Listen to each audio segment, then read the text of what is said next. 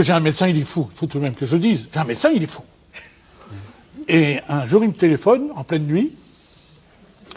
Il me dit, je vous réveille pas. Comme je dormais, je lui dis non. Il me dit, voilà, je viens de recevoir du laboratoire les résultats de nos 2 analyses. J'ai une bonne nouvelle à vous annoncer en ce qui me concerne. Tout est normal. Par contre, pour vous, c'est inquiétant.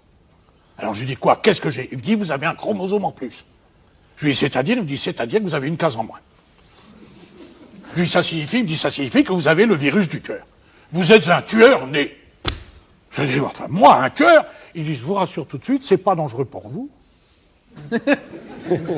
Mais pour ceux qui vous entourent, ils doivent se sentir visés.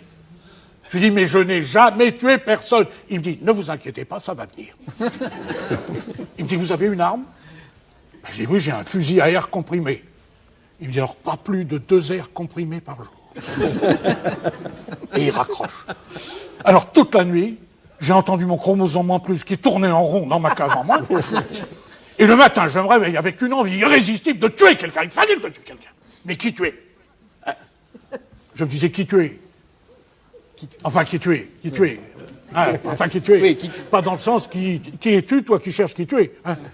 Ou dis-moi qui tuer, je te dirai qui tuer. Non, mais qui j'étais, je le savais. Ben, j'étais un tueur. Et un tueur sensible.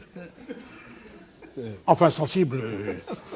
Enfin, il fallait que je tue quelqu'un, j'avais personne à m'apporter. Ma femme était sortie, tout ça. J'ai dit, tant pis, je vais tuer le premier venu. Ah, j'ai dit, je vais tuer le premier venu. Alors, je prends mon fusil sur l'épaule, je le sors, et sur qui je tombe? Sur le premier venu. Le premier venu. Le premier. Oui, madame. Il avait aussi un fusil sur l'épaule, il avait un chromosome en plus. Ah, il me dit, salut, toi, le premier venu. Ben, alors là, je lui ai dit, non, monsieur, le premier venu, pour moi, c'est vous. Ah, il me dit, non, je t'ai vu venir avant toi. Et de plus loin, il me dit, ça t'ennuie pas que je te tutoie? Il dit, je te tutoie et toi, tu me dis tu. J'ai dit, si je dis tu à ce tueur, il va me tuer. J'ai dit, et si on s'épaulait mutuellement? Il me dit, d'accord. Alors on se met en joue comme ça, et puis il me dit, stop, stop. Il me dit, nous allions commettre une irréparable bavure. Nous ne pouvons pas considérer 2 hommes qui ont le courage de s'entretuer comme des premiers venus. Il faut en chercher un autre. J'ai dit, d'accord. Et là-dessus, j'entends claquer 2 coups de feu. Et je vois courir un type avec un fusil sur l'épaule. Alors je lui crie, vous aussi, vous voulez tuer le premier venu? Il dit, non, le 3e, j'en ai déjà raté 2. Et tout d'un coup, je sens le canon d'une arme s'enfoncer dans mon dos. Je me retourne, c'était mon médecin. Il me dit, je viens vous empêcher de commettre un meurtre à ma place. Et puis il commence à me dire, oui, le laboratoire a fait une erreur. Il a confondu nos 2 analyses. Le virus du tueur, c'est moi qui l'ai.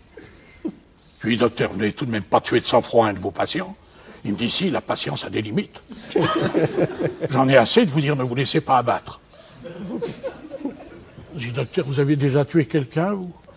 Il me dit, sans ordonnance, jamais, mais je vais vous en faire une. Alors,